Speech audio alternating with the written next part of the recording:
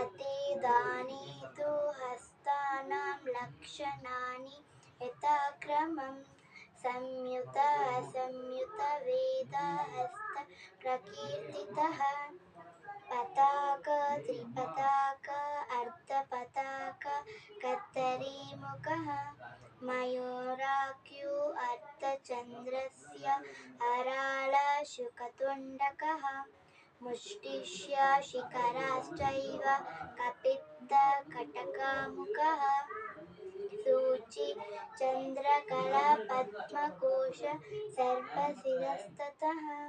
मृगशीर्षो सिंहमुखो लाङ्गोलस्य अलपद्मकः चतुरो भ्रमरश्चैव हंसस्य हंसभक्षकः सन्दांशो मुकुटश्चैव ताम्रचूडः